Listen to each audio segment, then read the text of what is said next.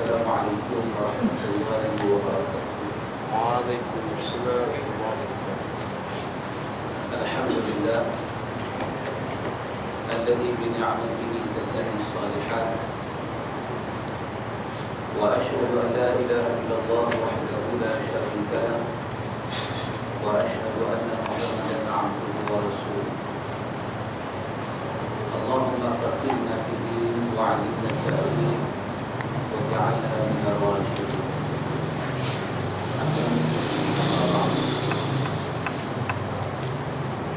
Ikhwatul iman, ikhwatul fiddin, a'azakumullah wa uhibbukum fillah.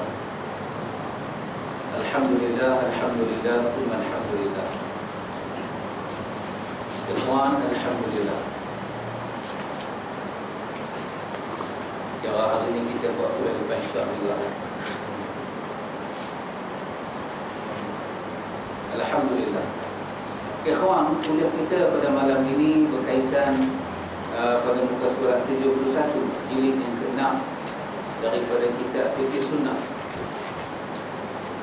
Kalau antum masih ingat perbahasan kita pada pertemuan pada bulan yang telah lalu, pada Syahrul Madiyah, bulan yang telah lalu, kita berbincang tentang masalah Cina buta. Walaupun Cina yang duduk keliling kita semua celek-celek, tapi kita berbincang tentang Cina buta. Cina buta adalah pakatan daripada Melayu celek. Melayu celek yang menjadikan mereka Cina buta. Sedangkan Cina yang celek tak teringin jadi Melayu buta. Tapi Melayu buta ingin menjadi Cina buta. Ini tak orang yang betul-betul buta. Ikhwatul iman. Dan kita telah melihat ikhwatul iman, bagaimana pandangan para fuqaha tentang masalah Cina buta ini.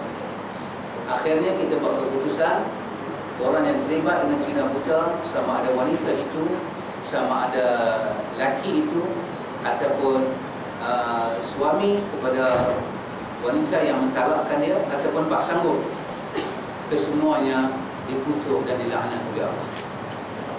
Kenapa? Kerana perkahwinan bukan perdagangan. Perkahwinan bukan perdagangan, mesti diiakan dengan jalan Cina buta. Dan telah kita beri penjelasan apakah makna perkahwinan itu. Dan kita melihat para ulama berbincang begitu panjang. Saya merasakan cukuplah Cina buta kita faham itu. Sebab kalau kita mengikuti perbahasan para ulama, nanti kita pergi ke depan, kita akan jadi patah balik, tak faham lah. Bila kita dah faham, yang pentingnya kita faham maksud Cina buta. Cina buta, kita faham. Malam ini kita masuk pada tajuk yang baru, iaitu muka surat 71, iaitu berkenaan dengan ijab kabul yang disertai dengan syarat. Ijab kabul yang disertai dengan syarat, iaitu kita nak belajar, mengambil pengetahuan pada malam ini tentang ijab dan kabul. Saya teringat perkataan Syekh Maulud.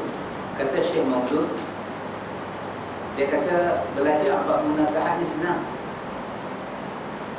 Dia senang. Cuma kita faham prinsip. Usul. Usul bermakna prinsip. Kita kata usuluddin, prinsip-prinsip agama. Kalau kita kata usuluddin, orang Melayu faham sebab 20. No. Usuluddin sebab 20. Usuluddin adalah prinsip agama.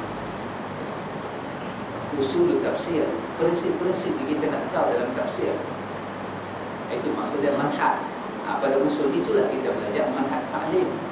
Manhaj macam mana ahli sunnah belajar akidah. Bagaimana ahli sunnah mengambil prinsip. Bukan soal akidah itu, tetapi soal dalam akidah apa prinsip yang penting. Kalau kita nak belajar akidah, kita takkan jumpa tepi dia.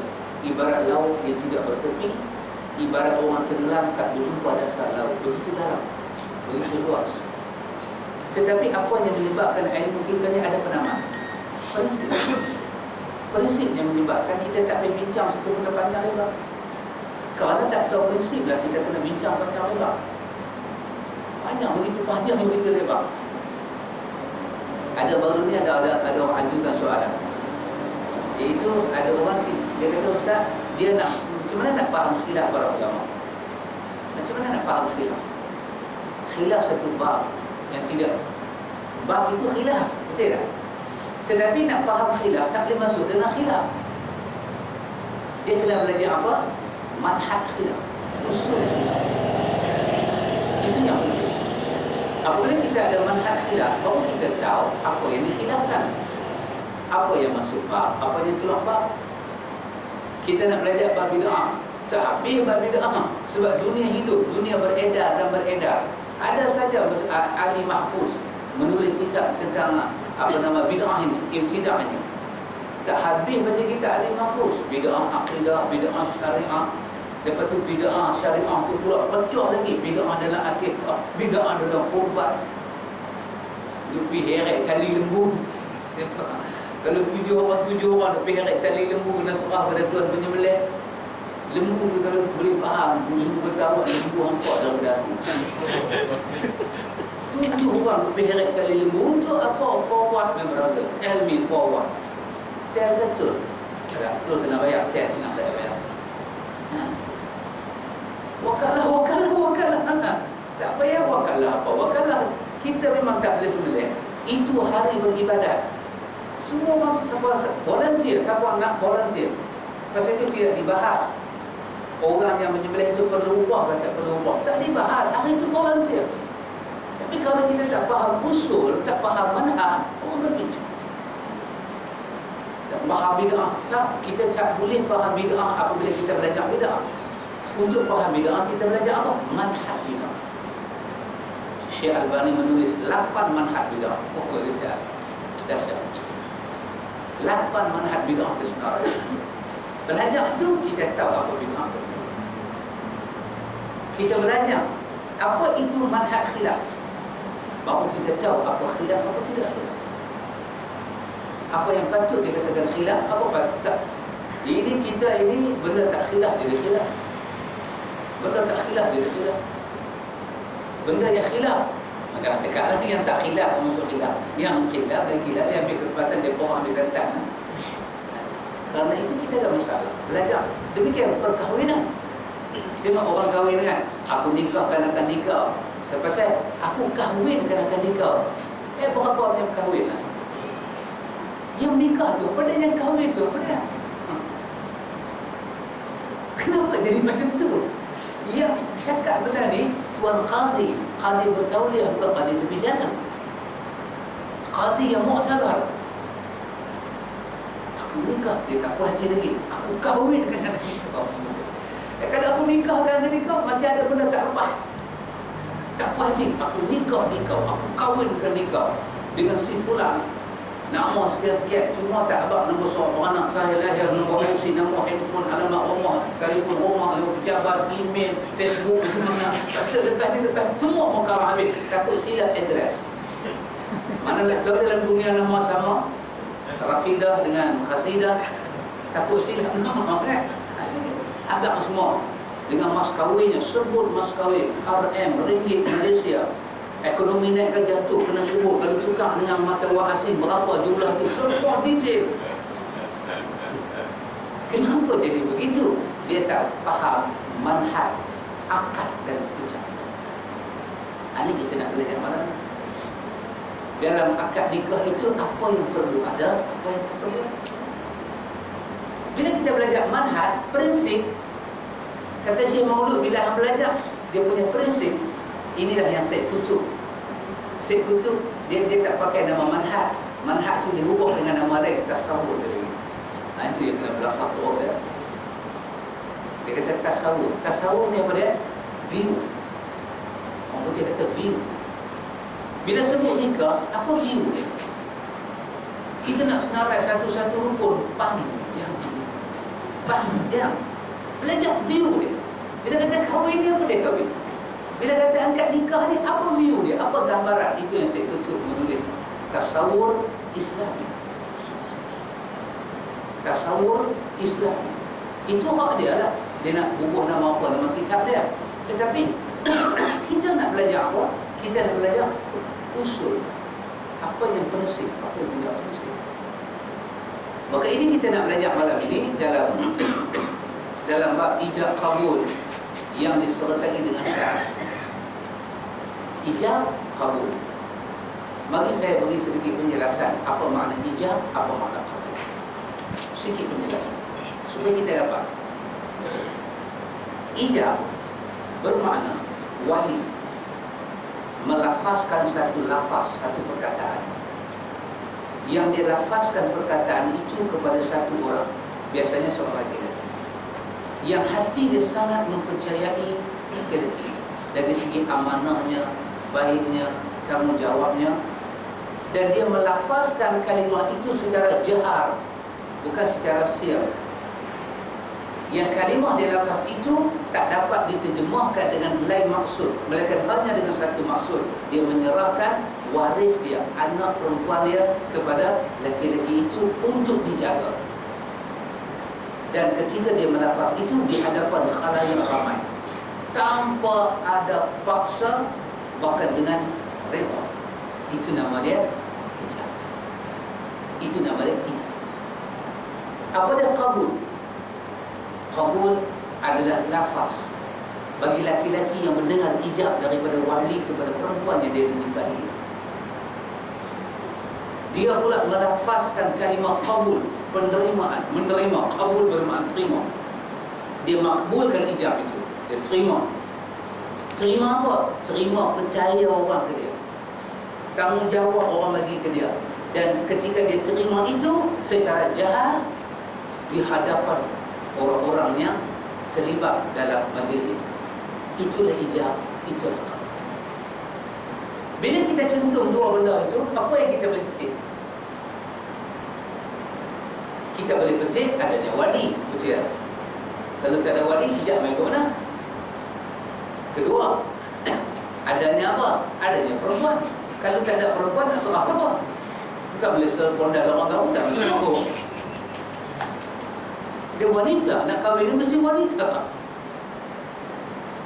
Adanya wanita. Wanita itu siapa dia? Wanita itu adalah waris kepada si wali. Dia adalah anak pada si wali.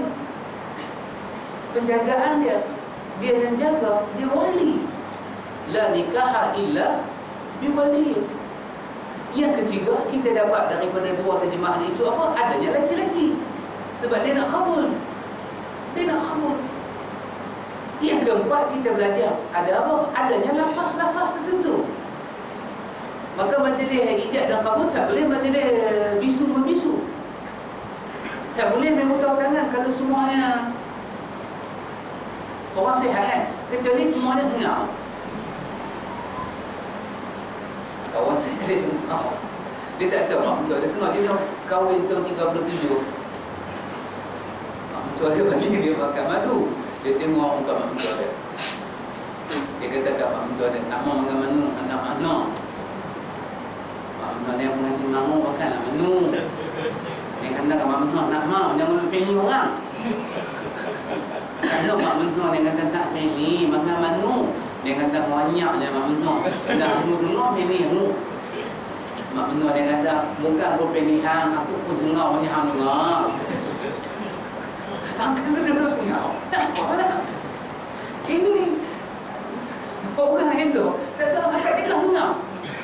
Kan dia elok dan kat dia ngau ningah dengan ngau dengan orang. Mengamuklah mungkin. Bini aku kan. Orang bisu. Orang bisu. Tapi kita bukan bisu. Kita bukan siap. Maka majlis kita tak boleh sengau, tak boleh bisu. Kita sehat. Kita kena kawin dengan orang sehat. Adanya ijab, adanya kabul membuktikan adanya apa? Lafaz-lafaz yang tertentu. Lafaz-lafaz yang tertentu. Daripada dua itu apa kita belajar lagi? Adanya majlis umum. Apa dia? Saksi pengumuman itu dibuat. Saksi itu penting. Saksi itu penting. Dan yang paling penting kita belajar di situ apa dia? Dua kalimah itu ada pengesahan. Kalau ijab itu, kabul itu dilakukan dengan bahasa yang boleh diterjemahkan. Yang boleh diterjemahkan. Macam Saleh kata dekat bos. Bos tak jadi bos. Bos tak jadi bos. Saleh kata tak boleh bos, tak jadi bos. Apa salah? Bapa aku dah nak balik dah. Jangan buat begitu. Bila ada kalimah yang diragukan, ni serah ke? Bagi pinjam ke? Kontrak ke? Apa ke? Bagi anak hang. Maka terbatal lafaz itu. Lafaz itu mesti yang sarih, yang wadah, yang dapat dipahami dalam majlis yang besar itu, dia menyebabkan anak lain. Itulah dinamakan ijab. Itulah dinamakan kabul. Perlukah kita pada satu perkataan tertentu? Tak payah. Dua orang ini faham bahasa itu dan orang yang menyaksikan faham. Selesai. Kata mat. Mat.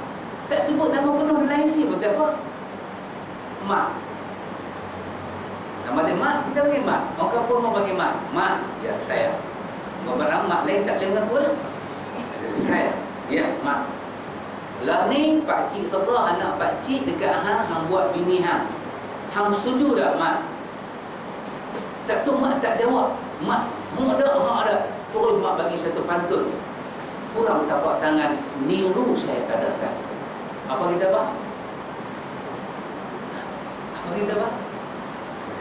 Dia tak kata saya terima. Dia kata kurang tapak tangan. Niru ke niru?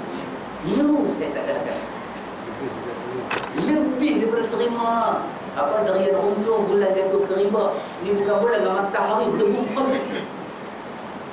Maka semua yang dengar itu, Masya Allah, inilah ijab, inilah kabul. Maka tak sebut pun mas kahwin berbedik. Mas kahwin tak payah sebut dalam ijab dan kabul. Mas kahwin perundingan sebelum kahwin. Mas kahwin boleh duit, boleh apa-apa, boleh mengajar, boleh kereta sebiji, boleh rumah sebiji, boleh akaun dalam bank, boleh intan permata. Mas kahwin boleh apa saja. Apa saja. Kata bini dia kata, saya nak kahwin dengan awak dengan syarat saya mau tiket pergi umrah. Bagilah tiket pergi umrah. Habis happy lah. Tak payah sebut aku nikah dengan mas kahwinnya sekian. Dalam sebut tu RM, tak ada sebut tu Khadi. Ya, go back to the future. Patah balik. Ini semua lafaz-lafaz yang nak membingungkan orang. Nikah bukan begitu. Kenapa? Allah memudahkan nikah, Allah menyusahkan zina. Itu yang betul. Itu yang betul. Itu yang kita maksudkan dengan apa? Ikhwatul iman. Itulah yang kita maksudkan dengan ijab. Dan itulah yang kita maksudkan dengan tiba-tiba tajuk yang kita nak belajar ini, ada orang dia meletakkan lagi syarat. Tengok, nak melaplah tiga. Dia meletakkan syarat. Bagi kita tengok. Apabila di dalam ijab kabul diiringi dengan suatu syarat, baik syarat itu masih termasuk dalam rangkaian perkahwinan atau menyalahi hukum perkahwinan, atau mengandung manfaat yang akan diterima oleh perempuannya, atau mengandung syarat yang dilarang oleh agama, maka masing-masing syarat tersebut mempunyai ketentuan hukum tersendiri yang secara ringkas kami sebutkan di bawah ini. Nak boleh ataupun tidak boleh, nanti kita tengok tu. Baik, dia kata satu, syarat yang wajib dipenuhi. Yang wanita kita akan jumpa nanti hadis, perempuan yang nak dikahwin itu dia ada hak dia. Dia ada hak dia. Ini saya ingat saya lah. Yang saya tak ingat banyak lagi. Saya ingat saya. Imam Ibn Qudamah menulis di dalam Al-Mughni. Apa hak perempuan sebelum dia berkahwin?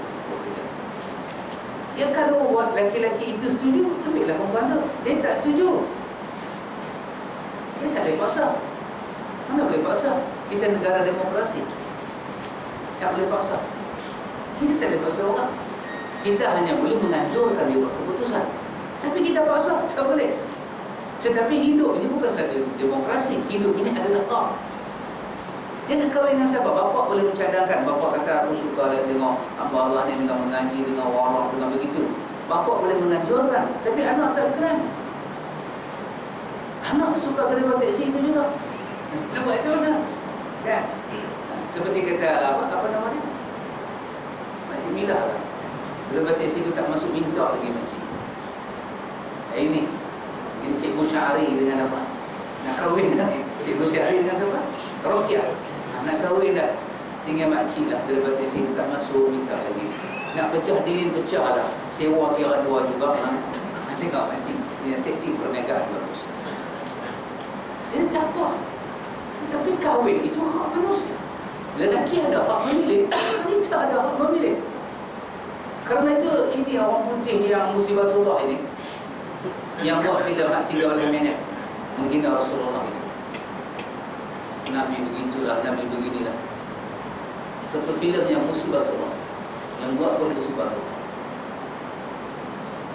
Kalau begitu Nabi Muhammad, kalau betul lah Nabi Muhammad begitu, subhanallah, memilih itu tidak akan ada di dalam Islam. Nak pilih apa? Pilih apa? Cantik, rupa parai. Pilih apa? Nasab keturunan. Pilih apa? Harta. Tetapi pilih apa? Agama. Untuk apa agama dipermasukkan? Untuk apa agama dipermasukkan? Untuk mengimbangkan kehidupan. Untuk bagi imbang kehidupan. Ya, dalam cantik ada nikmat, dalam cantik ada ujian. Dalam harta ada nikmat, dalam harta ada ujian. Dalam nasab keturunan ada nikmat, dalam nasab keturunan ada ujian. Kesemua itu dihandle dengan apa? Dengan faham. Kadang-kadang cantik tak boleh selesai masalah, demi Allah. Kadang-kadang duit tak boleh selesai masalah, demi Allah. Kadang-kadang nasab tak boleh selesai masalah. Apa boleh selesai masalah? Agama. Tetapi ada masa duit boleh selesai. Ada masa cantik menyelesaikan. Ada masa keturunan menyelamatkan. Ubat ini cantik ke, keturunan ke, nasab ke, ini semua ubat dia berfungsi mengikut masa dan tempat. Dia bukan ubat yang boleh jadi ubat 24 jam, tidak. Dia ada jam dia berubat. Tetapi agama adalah ubat 24 jam dalam hidup. Bila kita ditimpa musibah, siapa yang nak menyabarkan kita? Cantik. Kita muka cantik, kena ujian. Kita duduk depan cermin, tengok cantik kita. Cantiklah aku. Gila tu. Gila tu. Cantik tak boleh jadi ubat masa tu. Kita ditimpa musibah. Keturunan boleh jadi ubat. Kita ditimpa musibah. Panggil anak cucu, banyaknya keturunan kita boleh buat bani. Keturunan kita boleh buat bani. Bani yang buat orang buat tadi kan. Bani tu, bani gedebang, bani gedebong. Ada persatuan bani tu, bani ni.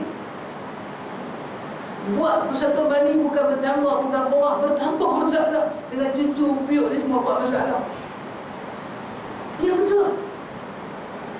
Kita memerlukan wang. Betul, perlu duit. Tetapi kadang-kadang kita tak boleh buat apa.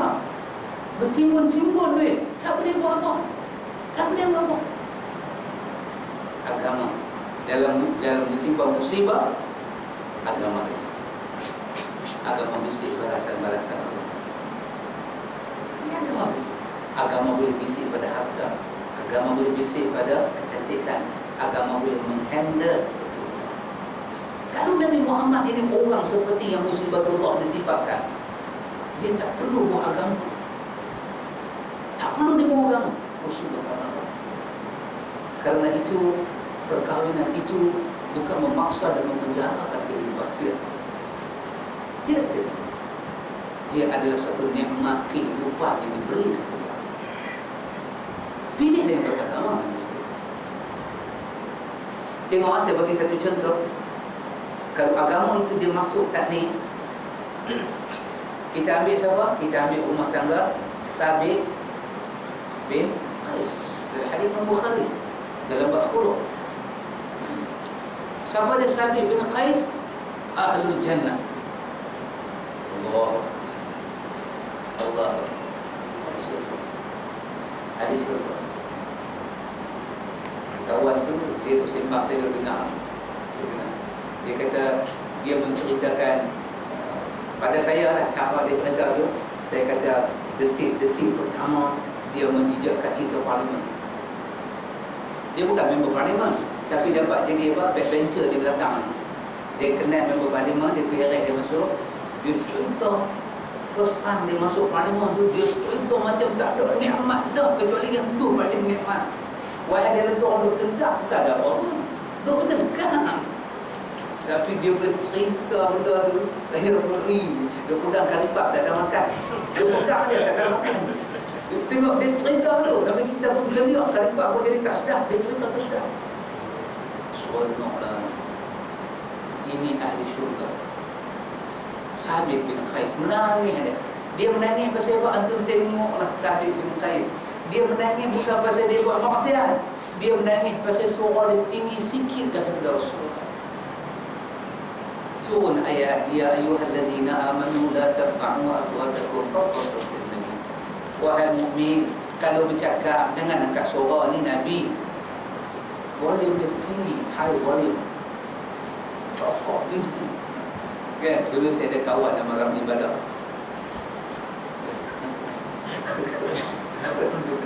Suara dia tinggi. Pak Long ingat lagi. Kami duduk mengaji sekali lah tajuk dengan Pak Long. Alif di atas, kak mati, kata keluar askar. Pecah perut dia bilang. Pecah perut. Pak Long lah terguru tajuk kami dulu. Last kali, mana dia pergi untuk tahu dah. Suara dia ni, Allah Akbar. Kalau dia gelap, hilang semua suara. Suara dia mengalah ke segala suara. Dia berzikir bukan pakai tasbih, pakai sir. Hantar sir. Sekali dia tasbih, tu imam sengak. Dia pakai tali sir tu. Subhanallah, subhanallah, subhanallah. Maksud dia punya sir undertaker tu bukan sir dalam bidang. Untuknya suara Sabit bin Qais, orang suara besar, orang muka garang. Bila turun ayat Hujurat, jangan angkat suara, tak keluar rumah dia. Satu tak keluar pasal apa? Nanti setiap kali dia jumpa Nabi akan naik suara dia. Dia kata apa? Dia kata, aku ini ahli neraka, aku ini ahli neraka. Tengok. Nabi kata kepada sahabat yang berjiran dengan dia, Nabi kata, da bal huwa min ahli jannah, dia itu ahli syurga. Yang Allah maksudkan jangan angkat suara ni bukan dengan penderah suara. Allah maksud ayat ni pada suara munafik. Mereka mengejek Rasulullah. Mereka panggil Nabi min wara'il hujurat, daripada belakang rumah bilik Nabi dengan nama Muhammad, Muhammad. Mereka tidak hormat kepada Rasulullah. Allah kata ke mereka, tapi yang rasa dia, ini jiwa mukmin. Jiwanya orang yang mendapat, yang dia minta kepada Allah, ati nafsi taqwaha, dan Allah itu khairu man zakkaha. Allah bagi pada dia jiwa yang bersih. Menangis dia. Menangis dia. Nabi kata, ayat ini tak kena berkenaan. Maka Nabi pun menghiburkan hati dia macam mana? Melantik dia menjadi khatib di Mekah. Dia baca khutbah di Mekah, Nabi pergi ke Madinah. Hiburkan hati dia. Dia sayang kat Nabi ni sampai berangkat jumpa Nabi tak berani cakap, takut suara itu menyebabkan dia neraka. Sengak dia lepas ayat ni suara ni. Dah, dia bukan ahli neraka, dia ahli syurga. Sabit bin Qais. Tapi Allah uji dia dengan rumah tangga. Allah uji dia dengan rumah tangga. Macam mana? Bila isteri dia, tengok Nabi suruh pilih tadi kan, ada rupa parah. Rupa parah ni bukan mesti semua masuk Miss Universe. Lagu tu tak betul lah. Rupa parah mata kita tengok. Mata kita tengok, kita suka, silakan. Itulah pilihan kita. Pilihan kita. Atau tengok orang elok kahwin dengan orang cacat, ya mata dia elok, kita lah kata pasangan dia cacat. Pasal ni kita tak kahwin dengan dia. Yang nak kahwin dengan wanita itu, dengan laki-laki itu bukan mata kita, mata orang yang suka. Ada orang tua kahwin dengan orang muda, kakek-kakek. Waduh, ini kakek-kakek, kita tengok apa ini kakek-kakek ni kira orang tua lah. Orang tua. Ini kakek-kakek, kita tengok duk pimpin dia, oh kita kata baguslah tu ni, cucu duk pimpin dia. Bukan cucu, bini aku. Kek, kok betul kau ni Kek? Betul lah bini aku. Kok muda? Kenapa kahwin? Mata dia tengok elok. Apa dengan kita? Siapa siapa kita nak memberi pertimbangan dan nilai pada kehidupan orang? Siapa kita? Tuhan tak pernah minta permit kita, permisi kita. Enggak bisa, Pak, enggak bisa. Kalau kita suka menilai hidup orang, bisa kita lebih bisa daripada ulang. Itu tak layak, ini tak layak, alamak, dah tua, minta muda, ini tak lalu. Hang tak lalu, nak muntah hang. Mereka hidup aman, bahagia. Duk makan mi udang kongsi dua orang, hang lah muntah, hang berpenyakit punya orang. Apa hang nak nilai rumah tangga orang? Itu jodoh orang, kehidupan orang. Enough is enough. Janganlah nilai orang. Alamak, hidung besar, biar-biarlah hidung dia serupa highway Terawang tu pun apa peduli apa dia menampak tak sangkut anda. Dia nilai hidung dia tu apa pasal? Rupanya ni yang duk tengok ni berpenyakit jiwa. Jangan nilai orang, jangan suka nilai orang. Jodoh, mati, hidup ada di sisi Allah. Kita mohon kepada Allah, Allah berbeza dengan kita. Kerana itu Sabit bin Qais ni dan dijodohkan dia dengan satu wanita Allah. Hadis yang banyak pelajaran. Hukum ada, satu bab ada pelajaran. Bila masuk malam pertama dia dengan isteri dia, ini pilihan Rasulullah atau ini pilihan Rasulullah. Lepas itu Rasulullah lebih kenalkan berhati-hati. Pilihan Rasulullah. Tetapi Allah nak beritahu apa? Syariat Allah mengatasi segala-galanya. Ada ayat kan yang menyebut apa? Wa ma kana lil mu'minin wala mu'minatin idza qada Allah wa rasuluhu amra an yakuna lahumul khiyaratu min amrihim. Tidak layak bagi laki-laki mukmin, perempuan yang mukminah, apabila Allah dan Rasul memilih sesuatu, tiba-tiba mereka memilih benda lain, tidak layak.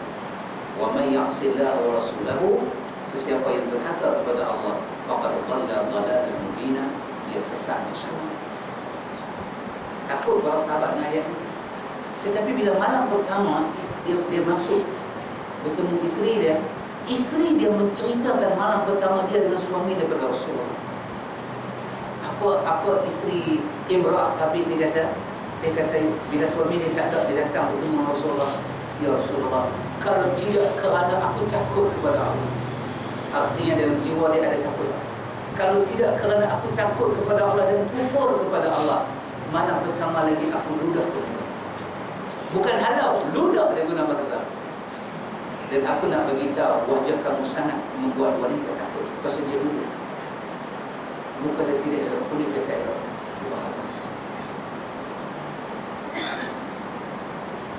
Sabit. Inilah kadang-kadang kecantikan yang kita miliki lebih cantik jiwa kita sebenarnya. Sabit tidak cantik, tetapi dia memiliki jiwa yang cantik di sisi Allah. Antum bayang orang yang paling menenun dalam bab ni Rasulullah. Kalau Nabi kata pada perempuan itu jangan terhaka suami, Nabi mendera jiwa perempuan itu. Tapi macam mana nak habaq pada suami dia?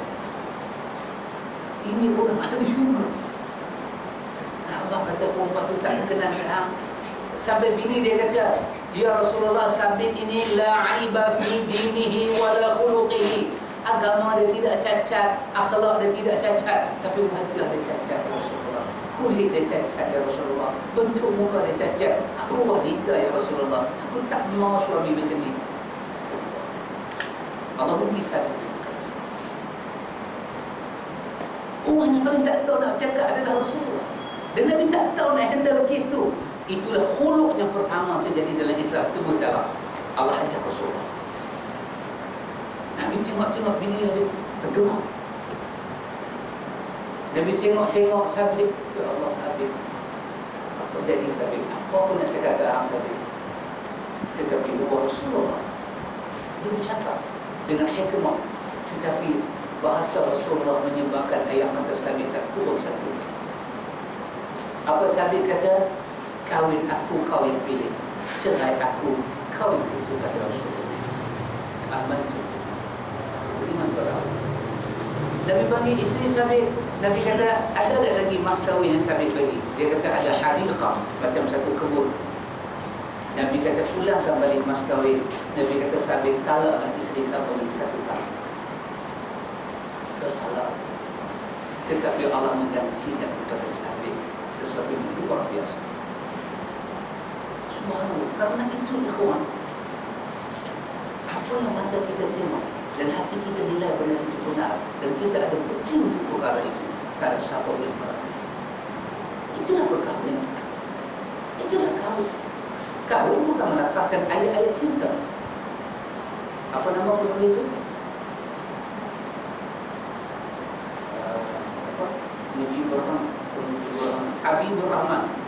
Habibur Rahman Shirazi. Habibur Rahman Shirazi menulis satu novel. Sampai terakhir saya pun baca novel dia.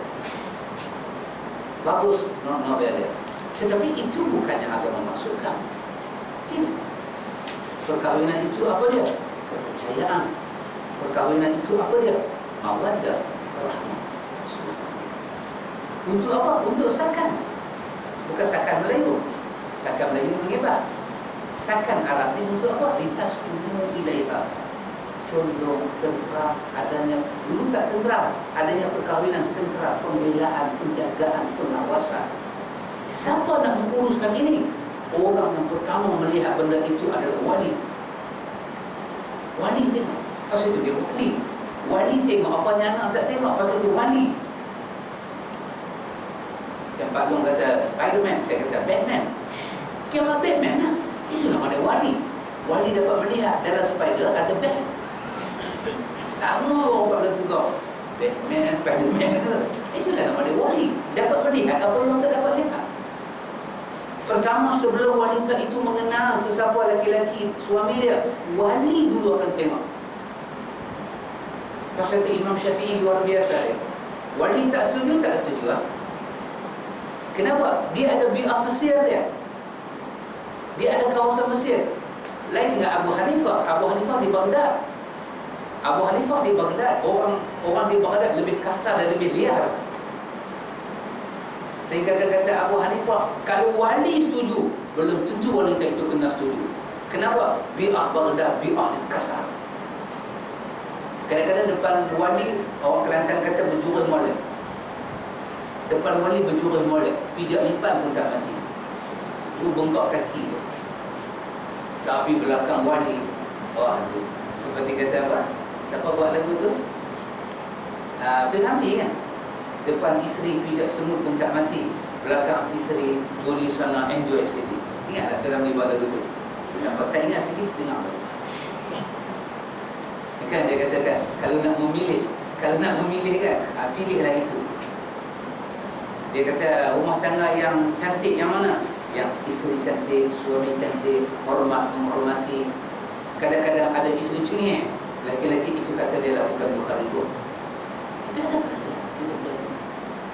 Sabit bin Qais menerima Allah dan Rasulnya keputusan. Allah ganti kepada dia sesuatu yang luar biasa. Luar biasa.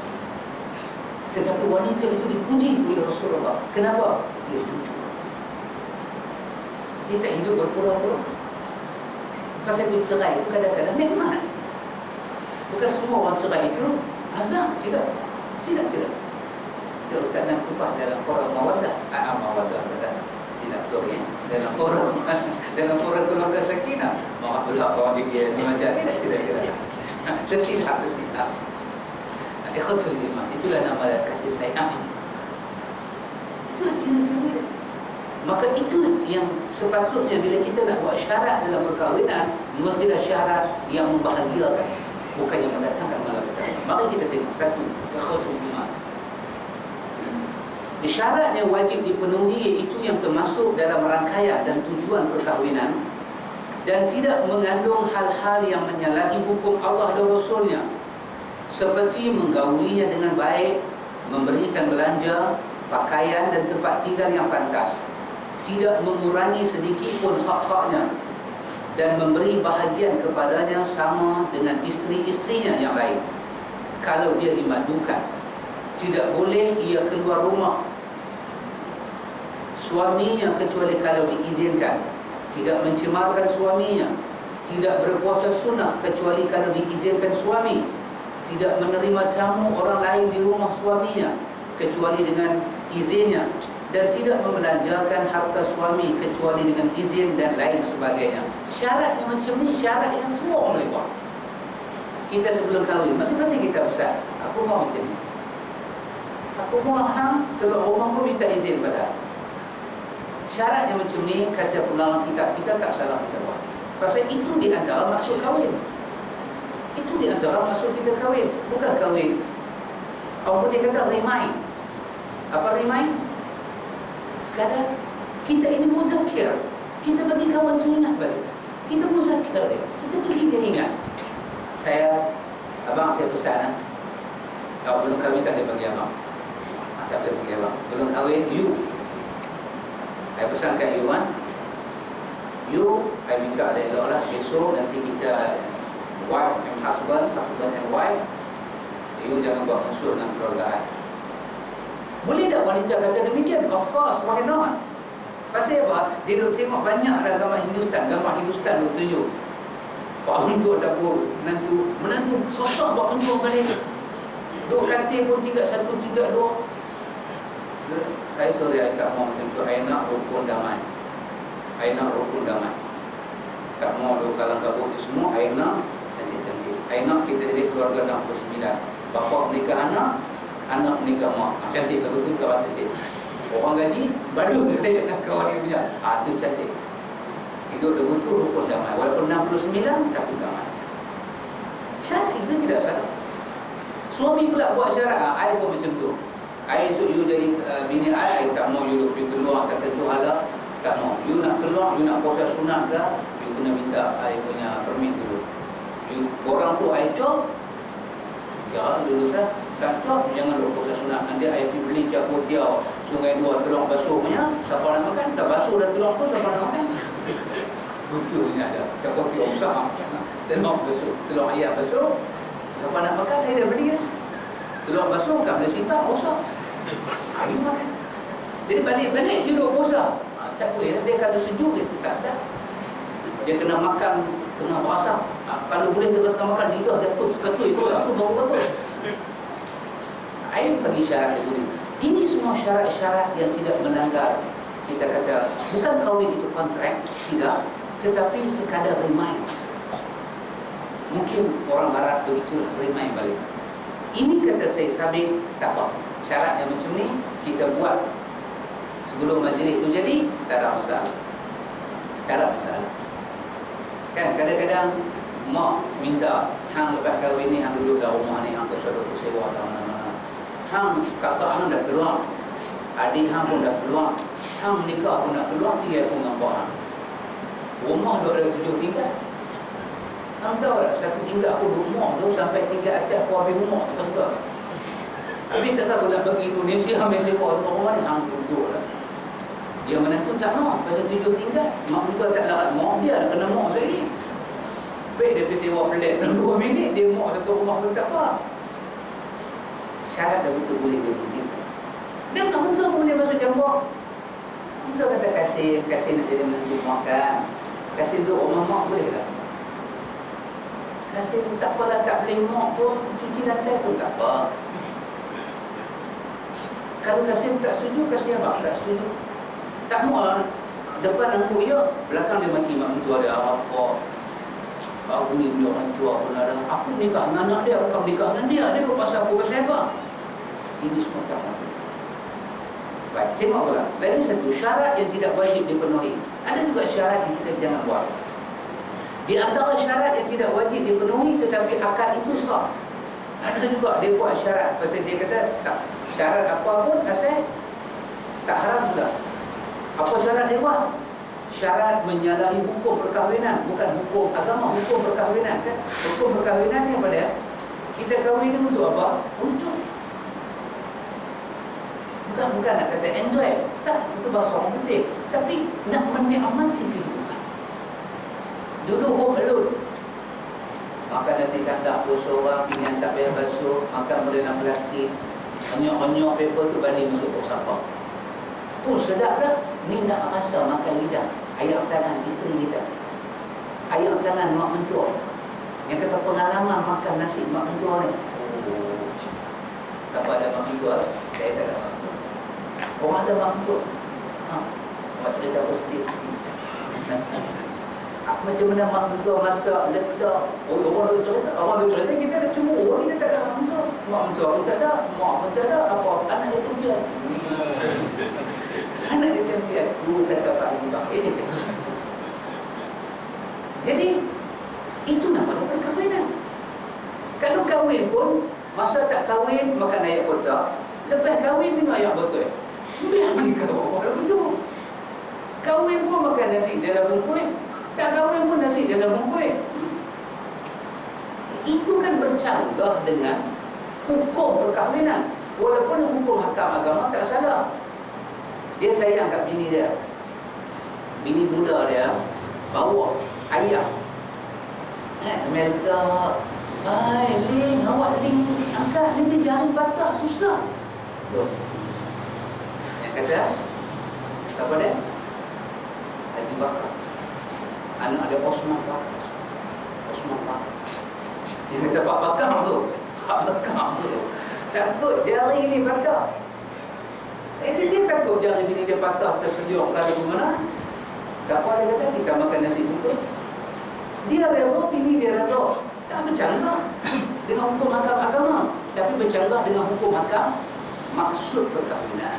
Pasal apa? Kalau orang tengok, nilai bini akan jatuh pada pandangan orang. Orang akan kata apa? Tengok perempuan tu, laki dia pun tak boleh jaga, sibuk tak mana sangat ni. Sampai hidang, orang-orang beli nasi bungkus, tolaklah nasi itu masuk dalam pinggan kaca. Ni pinggan tin dia bagi. Dah tin sumbing. Yang perempuan balok lihat. Ini tu makan mulut lepas lihat tu.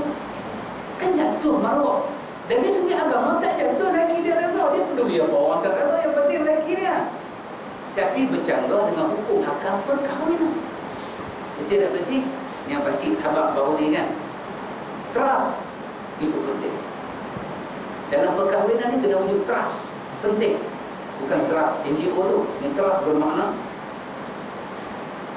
maka dia nak abang, ada benda kita tak boleh buat. Apa dia? Seperti tak bagi belanja, tidak mahu jima, atau kahwin tanpa mahar, atau memisah diri dengan isteri, atau isterinya harus memberi nafkah, atau memberi sesuatu hadiah pada suami, atau dalam seminggu hanya tinggal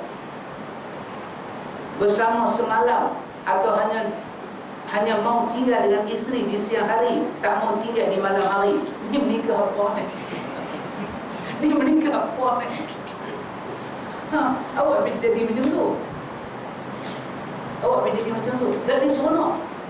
Dia kata kita wujudkan suasana kita macam tak nikah, tapi kita dah nikah. Jumpa sulit-sulit, jumpa takut-takut. Oh, dia kata biar romantik.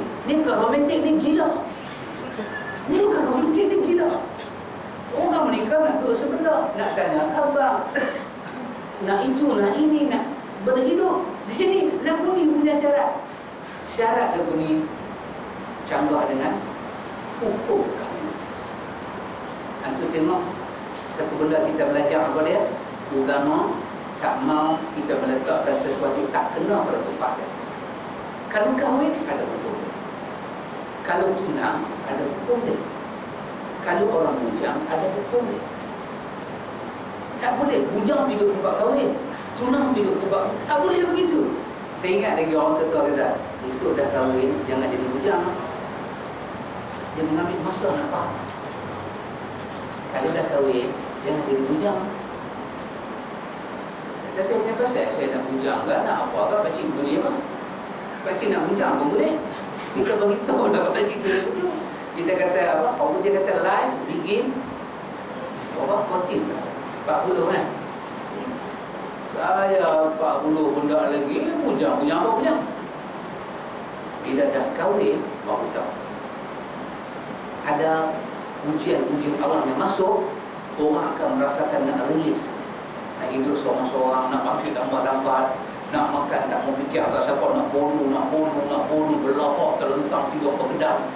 Nak jadi macam tu. Itu semua kerja bujang. Kata Buza, kira janji dengan kawan pergi mengat 5 pagi start itu, belum dah pergi. Kawan saya seorang, dia jangan cerita korang. Dia ni kaki buruk, yang ribet. Kaki buruk. Dia nak tahan apa tu? Yang ada kuku apa nama? Terpukul tak? Terpukul, dia setiawat. Setiawan tu yang paling setia buat kawan. Happy sampai setiawan. Dia duduk belah sini, mungkin berapa 3:30 pagi, dia tidur pukul 6 petang. Pukul 6 petang, maghrib Isya pun tak buat dah, tidur. 3:30 pagi bangkit, hari Minggu, start kerja pukul 4, pergi setiap tahan burung yang ribut pun balik kan. Saya kata, apa seorang tahan burung? Dia kata, jom pergi sekali. Kawan saya lagi seorang pula yang cakap orang pakcik berkenaan kan, bagi ikan seorang satu, ikan dia boleh batu. Ikan dia bagi boleh lembut-lembut, tak lembut-lembut. Ikan tu dah sama, dia cerita apa? Ikan tu dah di mana? Di rumah. Tanya pakcik, tak saya tanya pakcik. Pakcik dapat sekong, saya dapat sekong, dia ambil nalak, tapi kecil sikit lah. Bukan ikan laut kita ni. Laut kita ni laut hambat, ni laut bunga. Sekali pergi pengai, dia punya rok tu saja, jangan cerita orang. Rok tu saja, harga rok tu 10,000. Kita dengar ni dengan ayat pelia, ayat telinga, ayat hidung semua keluar. 10,000. Tapi sekali dia keluar pergi pengai, laut kita ingat pengai ada macam Parik Bundang, apa lorong Adi Wahab, Parik Adi Wahab. Dia pergi pengai, keluar daripada gigi ayak ni, nak pergi tengah laut 3 hari. 3 hari bersih? 3 hari setengah. Orang setengah, 3 hari setengah. Mengai. Saya tanya, brother, tak mana yang seronok? Oh, dia kata, mengai ni Ustaz. Jalan tak seronok, ambil cuti tak seronok. Yang seronok tu bila dia tarik tali tu. Oh, satu nikmat Ustaz. Kadang-kadang kita orang kaya, dia kata kita orang kaya, kita orang miskin lah. Kita orang kaya Ustaz, kita tak buat apa. Kita bagi orang asing. Ini kerja dia banding orang 24. Kita pegang bila lawan mereka. Bila kena Ustaz lawan mereka, kita tarik, kita tarik. Dia bercerita ni kita terima. Oh Ustaz, tambah tarik tu pula mengkapil rokok. Oh dah asap tu tutup muka ni. Oh lawan masa tu tak ada pengalaman sehebat tu Ustaz. Orang kadang-kadang bukan dapat ikan ni tak bisa tengok punya muka.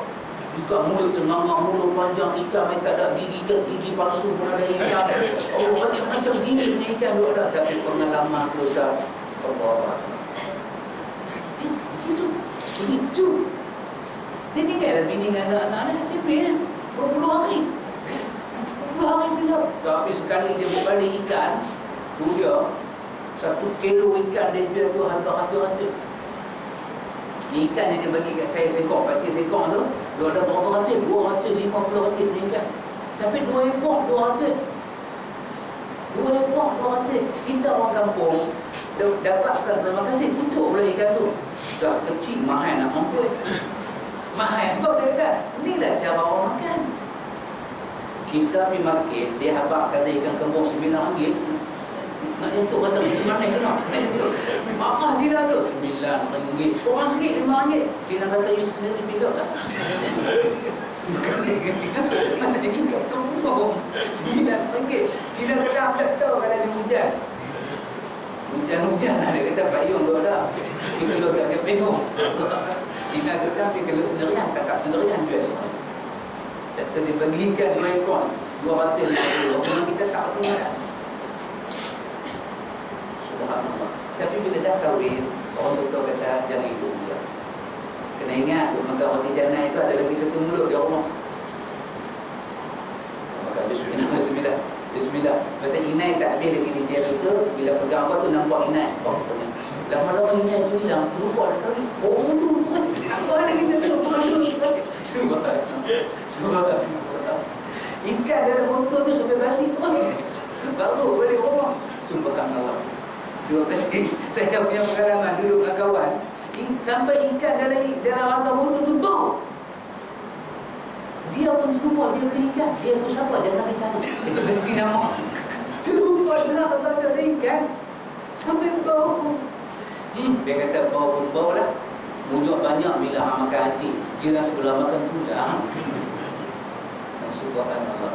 Orang tua kata orang tua kadang-kadang ada pedoman, kadang-kadang tidak ada pedoman.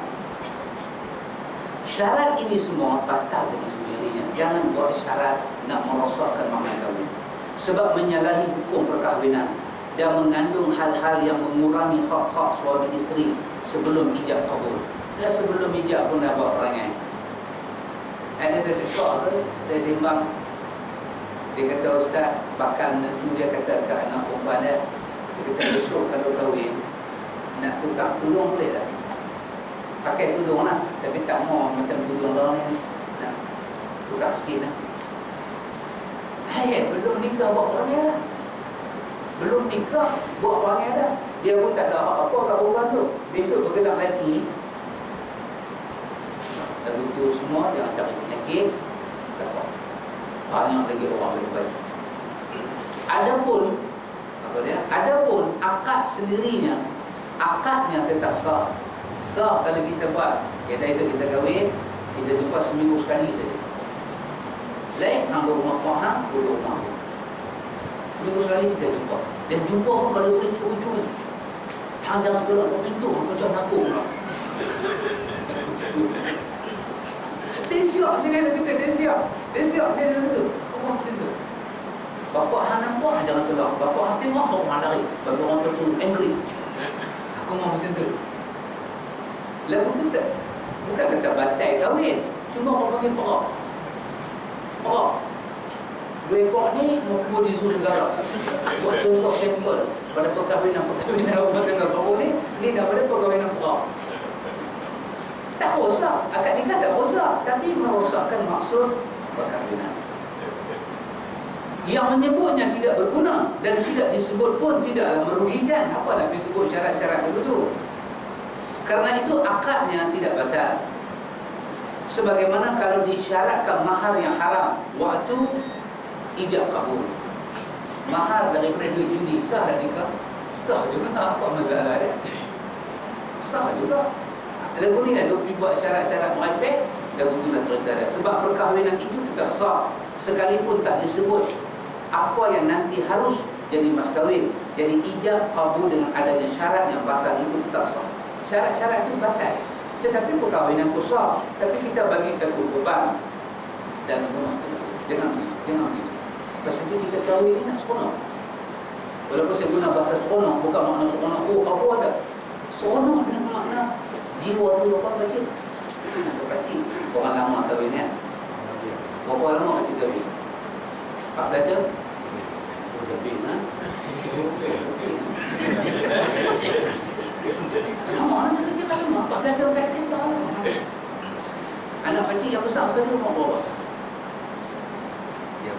30. Maknanya pakcik kahwin 31 lah. Dia betul. 31 je. Nampak saya kira tepat 31 je pakcik kahwin. Lama tak? Cukup lama. Rumah tangga macam tu. Ini nama dia Sakinah. Walaupun nama Fatimah, tapi Sakinah. Kan? Ustaz dah habaq dah dalam forum. Sakinah itu bukan bermakna nama Sakinah. Nama boleh apa-apa, nama boleh apa-apa, tak kira nama. Nama boleh macam-macam, tetapi kerukunan itu, percaya mempercayai. Pakcik bagi itu orang, duit gaji bagi semua. Alhamdulillah.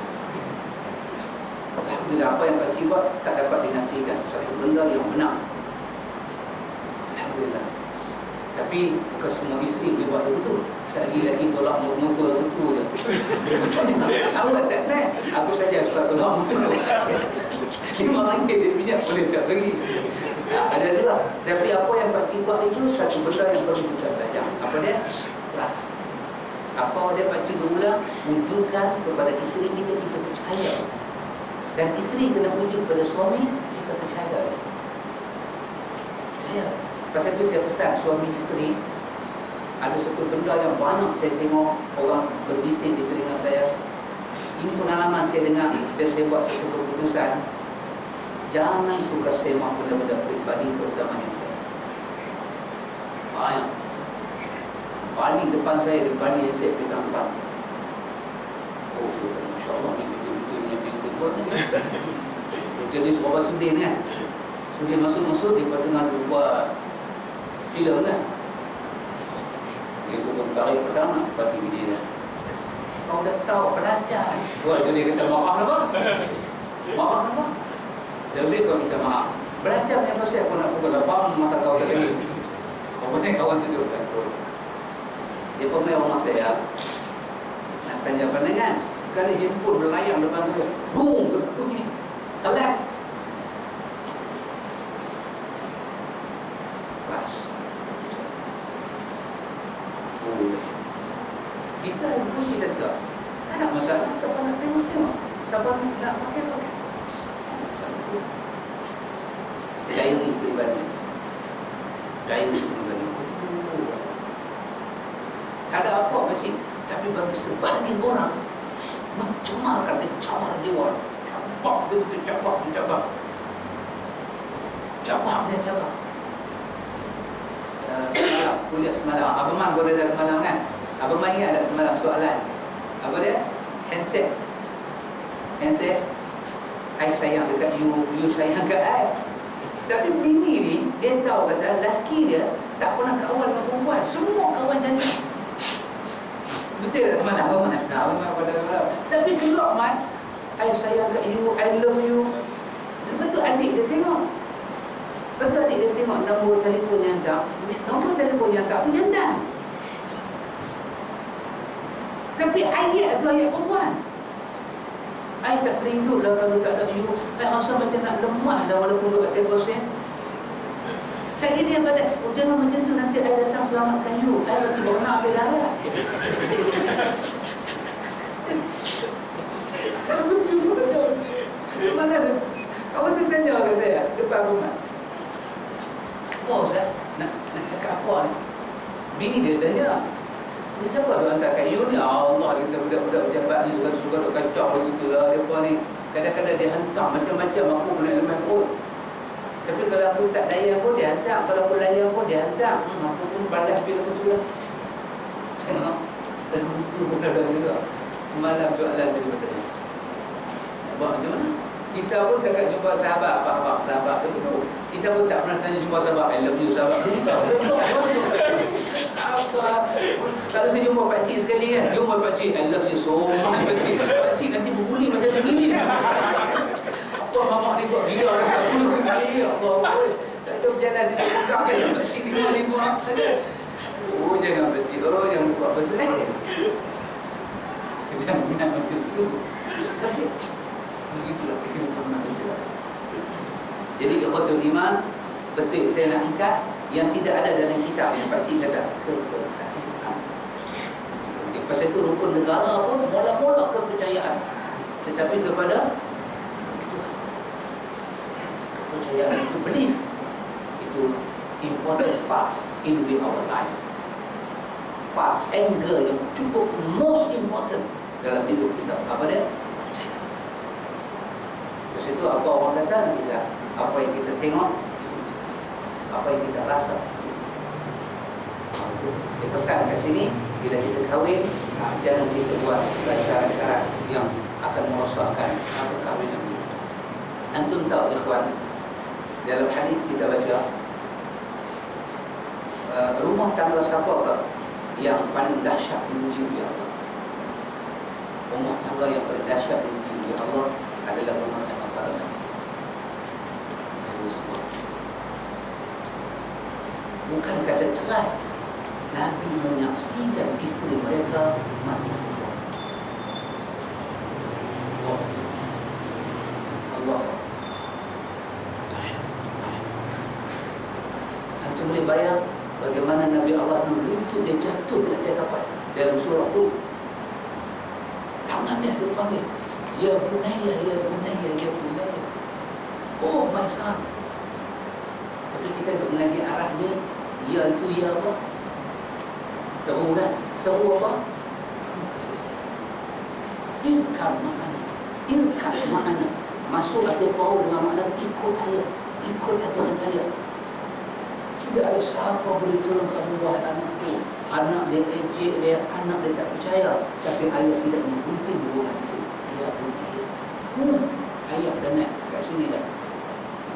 Apa anak kata sa'awi ilal jabali ya'sumuni minal ma'. Ada bukit. Ada. Siapa pun tak selamat. Korpoh itu dia. Apa dia kata? Ya Rabbi, innahu min ahli. Nuh minta simpati Tuhan. Wahai pencipta aku, kesianlah dekat aku. Kita keluarga aku. Allah uji dia 950 tahun. At least kalau 950 tahun punya dakwah, kalau orang lain tak ikut, at least anak ikut dah. Oh, kerana kamu Nabi, kamu teladan kepada umat, kamu kena dikodam Nabi Muhammad. Allah kata innahu laysa min ahli, innahu amalun ghairu salih. No, sudah nak dia bukan keluarga. Kalau dah tolak iman, dah tolak tauhid, memilih taghut, memilih berhala, itu tak ada kena mengena dah dengan kamu. No, aku akan tunjuk betapa ilmu kepada kamu. Itu anak dalam surah Hud. Mai pula dalam surah Tahrim, bini pula. Nak beri nasib dia. Wah, masalah kita. Sekarang duduk dalam anak saya. Anak awak buat perangai. Bapak buat perangai. Saya ada 7 anak. 7 buat perangai dah yang last kali ni. Kalau ada satu anak buat perangai, kita tempel koyok sampai tak ada celah. Tak ada celah pasal tempel. Seperti kata kawan tu kan kepada sarjana maulana, tak ada tempat nak katuk-katuk. Penuh ada kepala balut. No.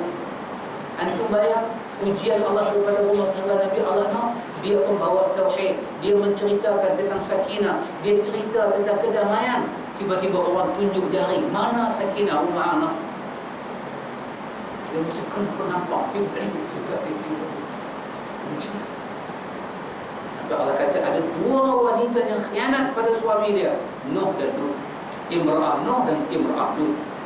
Mereka berada di bawah dan tahta, di bawah 2 hamba kami yang saleh. Fakhanatahuma. Mereka khianat. Bukan khianat cari jantan lain, menolak al-Islam. Allah. Maka satu hari sahabat yang bernama Sa'ad bin Abi Waqqas dalam hadis Imam Tirmidzi, hadis hasan sahih. Ya Rasulullah, Sa'ad bin Abi Waqqas. Apa dia kata kat Nabi? Ayyun nasi asyaddu bala'an? Manusia manakah yang kena uji teruk ya Rasulullah? Asyaddu bala', bukan bala', asyaddu bala'. Bala' yang dahsyat. Siapa ya Rasulullah? Apa Nabi kata? Al-Anbiya, para Nabi. Allah. Isa, berkata sejarah Nabi Isa. Sejarah Nabi Isa. Qurtubi kata Isa adalah Nabi yang paling miskin. Rumah dia, bumbung rumah dia langit, lantai rumah dia tanah. Bumbung rumah dia langit, lantai rumah dia tanah. Isa ada besar. Kena tu. Yahudi tak suka pada Isa. Kena pedang, kena itu Allah. Subhanallah. Para Nabi dah. Ada Nabi kena gergaji. Ada Nabi kena gergaji. Ada Nabi kena terjun dalam laut ikan selam. Siapa mampu ada dalam laut? Tak mampu. Kita turun-turun ke masjid, surau kasut 3 sebelah. Bukan 12, masih ada sebelah. Lupa dia dalam pustak. Kuning, oreng, hijau, biji kemiah, kalung. Ku pandang kiri, ku pandang kanan, cari siapa aku nak bagi. Tak lupa orang dia nak bagi. Subhanallah. Al-Anbiya, Nabi paling teruk kena uji. Sampai rumah tangga kena uji.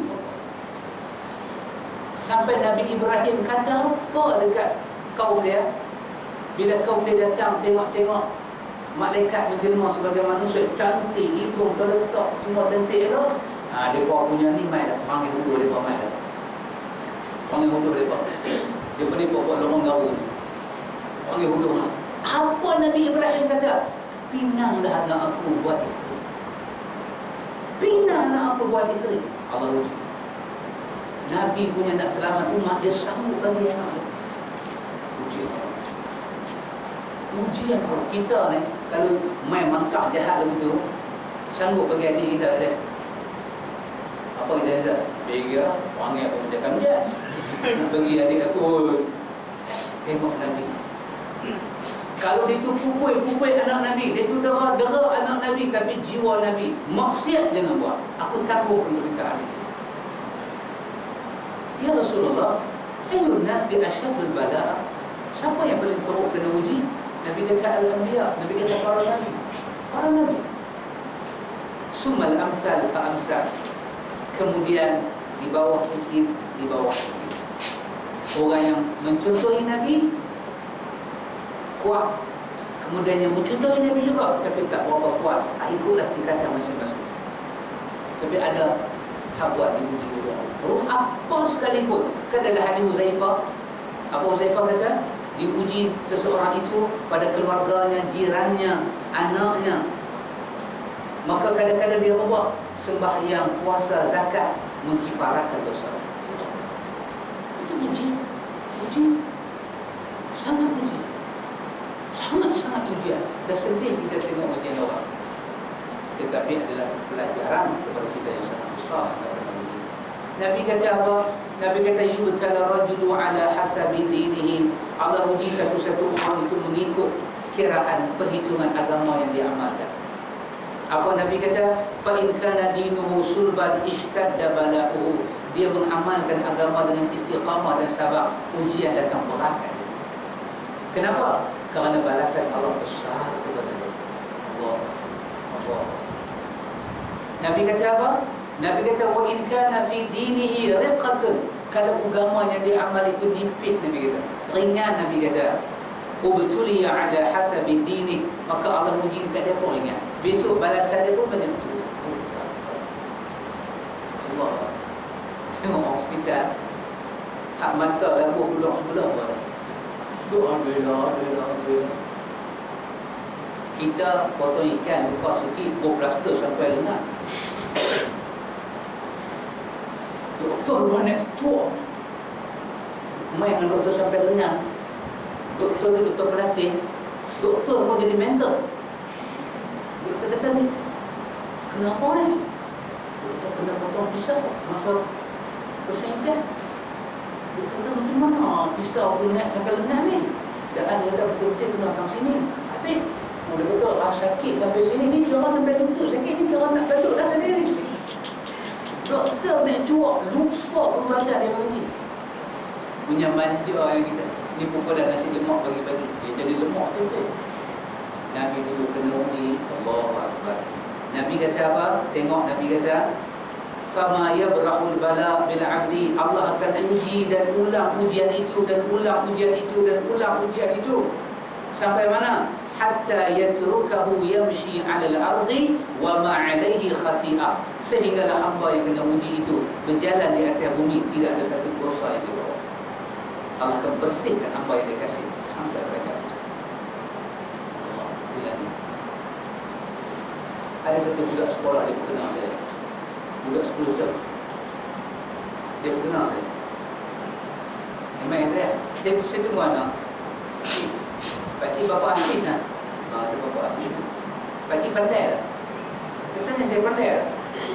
Waktu dah saya katakan dia pandai tak pandai, pakcik ustaz tau. Orang kata ustaz mesti pandai. Kita pun senyum ketak-ketak. Konon budak kata kita pandai. Kata apa dia? Pakcik, saya tanya pakcik, tulang buang tinggi dia apa? Tulang T-U-L-E-N-G, tulang buang tinggi dia apa?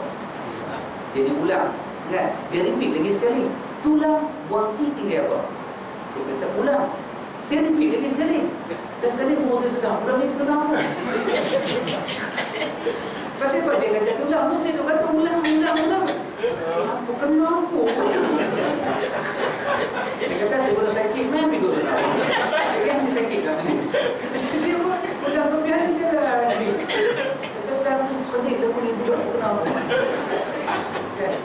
saya masuk, saya berkenal anak saya.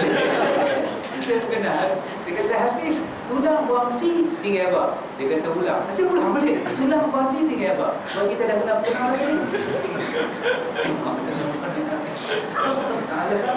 Begitulah kalau uji kita. Itu kalau tak sabar, budak tu memang terkeluar. Subhanallah, kita budak tu pihak. Kita budak tu pihak. Budak lagi satu dia main kat saya, Pakcik. Tunggu lama daripada sembahyang. Saya tunggu ada keluar.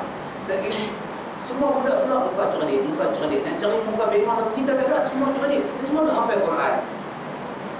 Pakcik, ya. Tanya satu soalan. Ya. Kereta api terbalik. Kereta api kalau terbalik, masuk apa?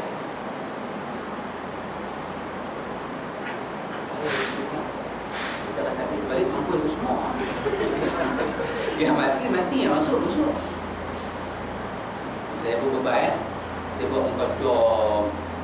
Nanti masuk paper lah Pakcik. Dia start dia ambil dengan kasut dia lari. Dia main dengan kita ustaz dia main. Dia punya kepuasan dia. Dia boleh buat selama. Tapi kembali masuk apa? Kita tak penumpang semua terkeluar. Dia tanya masuk apa? Dia pergi pelan-pelan dia sudah masuk sorak kabar lah Pakcik. Rumah dia lah. Kalau kita fikir sampai minggu depan tak dapat lagi. Sebab kan ada Allah begitu. Rupanya Allah ulang kita punya ujian ini. Satu hari nanti kita akan tersenyum. Bila kita akan tersenyum, ikhwan, dalam hadis Imam Tirmidzi daripada Jabir bin Abdullah, hari kita senyum. Saya masa budak tu perkenal saya tak ada senyum dah. Saya tak ada senyum, saya geram jentik telinga budak ni bila sakit kan. Tapi bila bawa kereta sampai ke rumah baru tergelak. Dah tua-tua lagu ni kena kenal budak sebelah sana. So, dia punya manis tu main kemudian. Tapi masa kita kena uji, mana ada manis? Tak manis. Bila manis dia adalah hadis Imam Tirmidzi daripada Jabir bin Abdullah. Ujian apa sekalipun. Apa dia? Kata dia, Nabi bersabda, yawaddu ahlul afiyah yawmal qiyamah hina yu'ta ahlul bala'i al-thawab law anna juludahum kanat quridat fi dunya bil maqarir.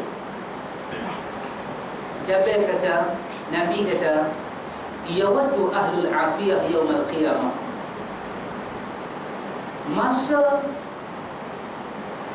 masa orang yang ditimpa musibah ni sampai di hari akhirat, dia pernah ambil pahala at-thawab, dia pernah ambil pahala.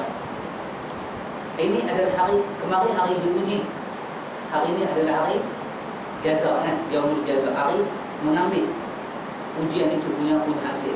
Masa itu Nabi kata, masa nak ambil itu daripada Allah Ta'ala, maka orang-orang ahlul afiyah, orang-orang yang tak pernah kena uji,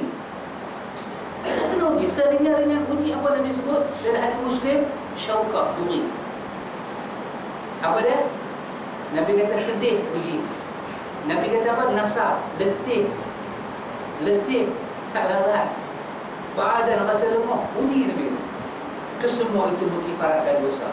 Tapi ada ahlul afiyah, dia ini bila tengok ahlul bala, orang kena uji atas dunia, dia duduk golek kepala, terbonas, lepas sakit, ni semua tak exercise lah ni. Dia ahlul afiyah, dia sihat. Ketika Allah bagi pahala, ahlul afiyah melihat ahlul bala. Ahlul bala, ahlul yang kena uji di dunia, dia pernah ambil pahala.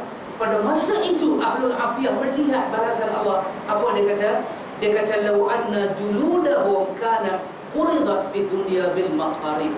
Alangkah baiknya kalau kulit kami dipilih untuk dikerak dengan gergaji. Kerana balasan Allah begitu. Tetapi atas dunia, siapa mau diuji? Tak ada, ikhwan. Ujian ini paling kelak. Tak satu badan tak boleh tahan. Tetapi tengoklah apa yang Allah bersihkan Nabi Ayub AS. Nabi Ayub alaihissalam, apa dia minta, ya Allah, dua benda tu yang bagi aku ya Allah. Saya rasa saya tak kata kita lah, saya kata saya tak sampai saya nak doa ini. Tak sampai hati. Masih saya akan doa, ya Allah bagi aku sihat. Apa kata Ayub? Ya Allah, ambillah apa anak ambil daripada hang, milik hang, aku tidak ada apa-apa. Aku pun hang punya. Aku minta dua benda ya Allah, hati yang bersyukur dan lidah yang memuji ya Allah. Cukup, jangan ambil dua benda ni. Kalau dua benda ni hang ambil, Allah ambil. Badan hang punya, semua hang punya hang ambil ya Allah. Memang kau hang ya Allah, ambil dan ambil ya Allah. Tapi jangan ambil hati yang bersyukur dan lidah yang memuji. Subhanallah. Kita semua ada pengalaman sakit lah. Cerita saya lah pengalaman sakit. Terus saya tahu sahabat-sahabat puji macam mana. Baru kenal dah rasa sekarang sejuk, terus baca doa. Ya Allah, di rumah tadi, di rumah yang turun saya, ya Allah, aku rasa tak apa. Terus bicara poster ke lah. Tak lega. Start kereta, start motor, bicara ayat cak badak. Ayat cak badak. Pagi sampai 3 betul. Terus tak panggil. Ya Allah, Allah lambat sangat. Lambat sangat. Allah tidak aku. Wahai, sihat betul. Sihat betul, nasi kandang, capati, dosia, semua kena rati halia, jangan cakap. Berdepan-depan sampai kena hati halia, bubuh lagi. Macam-macam puluh inti. Apa pulut main lah, tak berhenti pun tak apa, balon.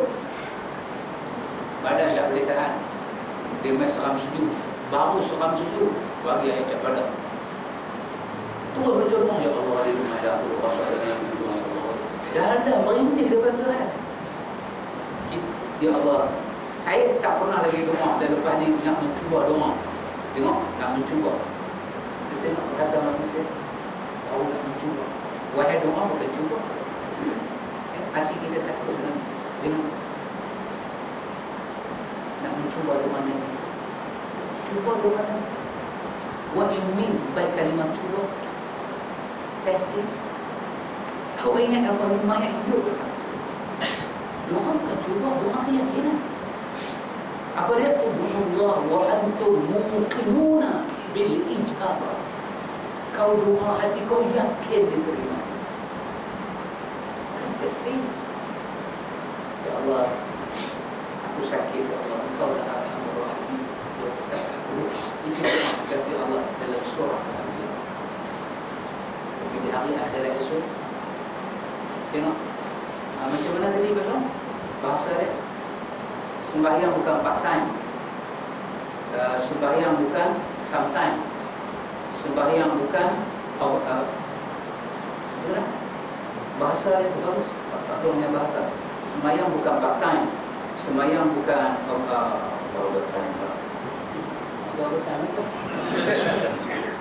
sembahyang bukan part time, sembahyang bukan sometime, sembahyang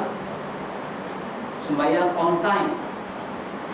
Soal sembahyang, sorry. Sembahyang bukan part time, bukan sometime, bukan no time. Tapi sembahyang mesti on time, full time. Kalau boleh overtime.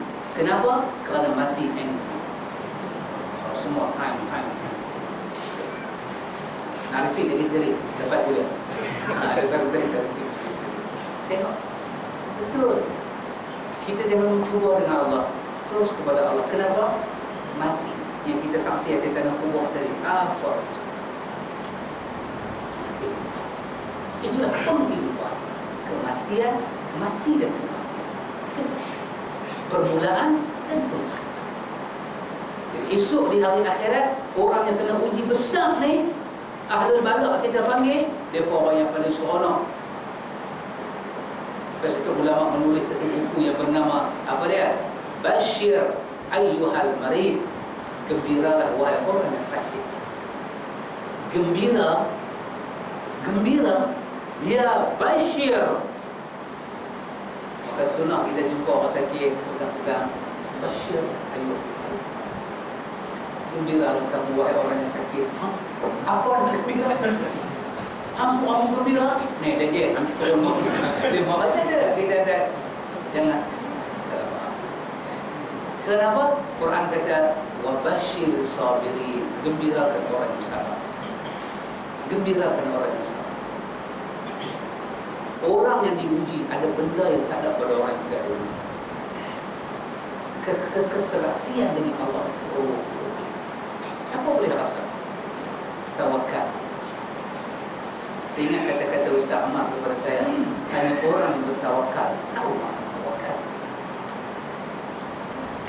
Hanya orang bertawakal tahu makna tawakal. Kita tak perlu tawakal. Mana kita tahu makna tawakal? Kita bukan tawakal. Kita meletakkan 99% kepada tulang pakar kita. Kita tak tawakal. Maksudnya kita tak tahu dan kita tak pernah merasai nikmat tawakal. Apa itu tawakal? Sahabat pernah tawakal kepada Allah. Kata Syekh Maulud, kalau kamu teringinlah nak melihat doa itu ubah, kau doa kepada Allah. Kau rasalah pahit dia, kau rasalah kelak dia. Lepas tu kau akan tengok mana dah siap ada di tangan. Saya balik saya berfikir, betul juga. Kalau kita sakit, kita tak benarkan benda pahit ada di atas lidah kita, kita takkan kecapi nikmat sihat. Bila nikmat sihat cuma lepas duit kita habis jumpa doktor. Ketika badan kita berjalan, bukan tak larat, bermuntah, bercirit-cirit, kena pakai pampers tu kita. Lepas tu tunggu pula. Oh, tunggu ini. Macam tunggu saya main, insya baru sampai. Tunggu ini sesuatu yang membebankan. Beban. Tunggu. Saya tunggu kepada pustok, saya rasa beban. Pustok ni orang yang berada, aku main dia berapa, aku tak main dia hijau. Beban. Tunggu doktor. Lama. Doktor keluar basuh tangan dah, potong pula tangan dia. Nak dapat ubah. Baik, Allah pagi tak mampu antibiotik. Berdengung satu macam. Bila kau pahitkan lidah kau letihkan badan kau rasa nikmat sihat. Kemudian sakit menjadi pengalaman yang mengindahkan. Orang cerita pasal sakit, kita ada pengalaman. Sebab saya pernah sakit. Masa kita habaq kadang kita seronok. Tapi masa kita sakit, dia nak mampu ni. Aku ni, apa tak nak tengok aku sakit. Baru 2 hari. Sakit. Abang tak sihat, asal dia nak ambil rumah. Masa tengok. Sakit apa ni? Saya sakit. Tak lalu makan. Tak betul lah makan, muntah. Tu saya cuba makan 2-3 pinggan. Semua keluar. Sakit apa ni? Tapi kita sakit, kita diuji oleh Allah, baik masuk badan. Harus sihat nanti kita. Tentu dah bagi orang sakit ada hari sihat. Tentu dah demi Allah. Tentu dah bagi orang tak sakit tak akan bertemu hari sihat. Pasal dia duduk sihat. Gembira itu dia takkan jumpa. Nikmat sakit-sakit tiba-tiba segar. Satu nikmat di sisi Allah. Betul lah kata Ibn Abbas dalam hadis At-Tirmidzi, Nabi kata 2 nikmat yang lupa manusia, nikmat sihat dan nikmat masa yang banyak. Lupa manusia. Kerana itu ulama kata basyiru ayyuhal marid, gembirakan orang yang sakit. Kata Syekh Maulud, kau nak rasa doa itu ubah. Ketika Allah bagi kau sakit, kau doa, kau rasa pahit, doa tak makbul, kau rasa letih, doa tak makbul. Ketika itu kau sedang diubati dengan doa. Saya boleh cerita pada antum, tetapi saya nak rasa benda itu saya dah dapat.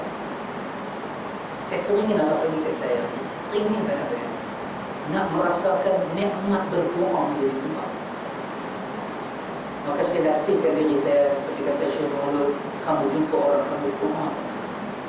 Kau doakan dia supaya kau asah doa kau hari-hari. Tapi tak ada barakallahu fika, mudah-mudahan Allah rahmati sahabat. Kita asah juga kita hari-hari supaya hari kita sakit, senjata kita tajam. Tak susah kita nak doa. Macam kita ada berita kematian, jangan lupa kepada hidup. Mati dah, ambil tangan baca kepala. Allah tepuk dia. Allah, dia boleh mati. Dah sebelum banyak soalan tu. Macam mana dia boleh mati? Tadi aku makan Itu agama Hindu. Kita ubat macam mana? Dengar orang mati, dua perkara sahaja. Inna lillahi wa inna ilaihi raji'un. Allahu akbar wa akbar. Hati bila kita nama Allah. Bukan orang mati, dua. Dengar kata sahabat kita dapat anak, alhamdulillah, masya-Allah. Mudah-mudahan anak ini jadi anak saleh. Latih doa bukan lepas sembahyang. Itu satu bahasa. Ini hidup kita ada doa. Kita lintah-lintah jalan, bawa kereta, tengok-tengok motor kawan terpanjang. Ya Allah, tolonglah dia, ya Allah, amin, amin, ya Rabbal Alamin. Asal. Setiap saya maulid cakap lagu tu, saya asal diri. Lidah saya macam tu. Sahabat, semoga diberkati Allah. Bila anak-anak saya ambil satu benda, dia ambil. Terima kasih. Semoga Hafiz dan Harif diberkati Allah. Kita asal. Hari ni ada para asal-asal tu tajam. Ready weapon, potong. Ya, senjata kau asal hari-hari tajam. Tapi apa yang saya mohon pada Allah, hati nak yakin doa itu adalah ubat. Doa adalah ubat, saya tak dapat lagi. Nak asal. Hari-hari. Sebut nama Allah hari-hari. Supaya mesra. Orang kata menunjuk. Tak menunjuk. Kita nak basuh jiwa kita dengan doa. Nak basuh. Jumpa sahabat. Babak kecil sihat. Alhamdulillah. Barakallahu fika. Semoga Allah berkati. Ada malaikat doa kepada kita. Apa malaikat kata? Walahu mislu. Ya Allah, untuk dia bersama dengan apa yang dia doa. Dia jumpa babak. Punya amal kuih dah. Doa kata. Untuk dia bersama juga. Subhanallah dan subhanallah. Ikhwatul iman. Lepas ni kita akan tengok cakap berkahwin dia keluar bahasa kita. Tengok macam mana fikir sunnah punya hal. Kita akan tengok lepas ni ikhwatul iman. Sebagai seorang perempuan itu, dia boleh buat syarat dia dalam perkahwinan. Dia boleh buat. Nanti kita akan tengok syarat apa dia patut buat. Syarat apa patut buat? Dia boleh buat syarat dia. Dan syarat apa yang diluluskan. Dan kita nanti tengok bagaimana ada satu perkahwinan yang dikutuk oleh Allah. Ada satu perkahwinan zaman jahiliyah, dia panggil perkahwinan syirar. Apa itu perkahwinan syirar? Kita akan jumpa perkahwinan itu. Lepas tu baru kita akan masuk syarat-syarat sah perkahwinan. Macam mana, apakah syarat jadi saksi kahwin? Yang ni best. Syok baca ni. Saksi tu, anda pernah dengar ada orang cerita saksi kena adil. Bapak tak boleh jadi saksi kalau bukan orang pendek tu pasir. Betul tak itu? Bapak tak boleh jadi. Bapak tak boleh jadi saksi, tak boleh jadi wali kepada anak. Pasal apa? Pasal bapak tak semayang. Menteri boleh jadi, bapak wali jadi. Tak semayang. Pasal apa tak semayang? Dia tidak boleh jadi wali anak dia pasal dia tak semayang. Pasal syarat wali itu adil. Ketua menteri kapiang boleh. Sayang pula. Anak kepada bapak saya boleh. Ambil mana syarat itu? Baca dalam hadis mana? Kita cuba tengok. Siapa tidak layak? Kan? Kadang-kadang orang ni betul lah. Dia tambah garam bukit banyak sangat. Garam tu sampai terlebih. Anak zina, statement ni, cuba buat sikit analisa. Baliklah. Anak zina, keluar perempuan. Satu perempuan dia berzina. Kan? Keluar anak perempuan. Maka anak perempuan zina ni boleh kahwin dengan bapak dia. Satu, dia kahwin. Kalau anak zina ni dia ada tok jantan belah bapak dia tu, dengan tok tu pun dia boleh kahwin. Dan katalah bapak dia yang zina tu, bapak dia pergi kahwin betul, dapat anak lelaki-lelaki. Dia ada saudara lelaki-lelaki, dengan saudara dia boleh kahwin. Maka kita pergi analisa, bapak boleh kahwin dengan anak? Satu je tanya, satu je. Bapa boleh kahwin dengan anak. Tok boleh kahwin dengan cucu. Itu saja. Hanya tu je. Agama tak bagi apa? Agama tak bagi zina. Itu saja, agama tak bagi zina, jalan yang buruk. Tetapi adakah statement daripada agama anak zina perempuan boleh kahwin dengan bapa dia? Ini zaman DNA lah, brother. Ada DNA, boleh buktikan benih itu benih siapa, dakwahnya sama. Adakah agama tidak mengiktiraf karinah ini semua? Zaman Nabi pun bila dia dikir lagu tu, Nabi suruh pandang rambut, tengok rambut budak tu kering tak benda itu yang berlaku pada ipar Nabi itu sendiri. Nabi kata rambut dia macam ini, mesti anak dia. Itulah DNA karinah Nabi iktiraf. Sama kita juga dalam harta pusaka terdapat satu hal, boleh kahwin dengan bapa, anak boleh kahwin dengan bapa. Itu kelebihan Nabi sekali. Ini pula bapa tak boleh jadi saksi kepada anak. Pasal apa? Pasal bapa tak adil. Tak mana bapa tak adil? Bapa menjudi. Menjudi menggugurkan syarat adil. Bapa tak boleh. Sajalah saya tanya kan, pernah dengar ada perkataan maksiat itu lebih aku cintai daripada aku melakukan bid'ah? Bukan dia cinta maksiat, mubalaghah ayat untuk menunjuk kebencian. Maksiat lebih baik daripada bid'ah. Why? Orang buat maksiat bertobat, ahli bid'ah dia tak tobat, dia akan kata itu ibadah. Satu bapa tak pernah mencuri, satu bapa tak pernah tinggal semayang, tetapi pendukung bid'ah yang paling ketara.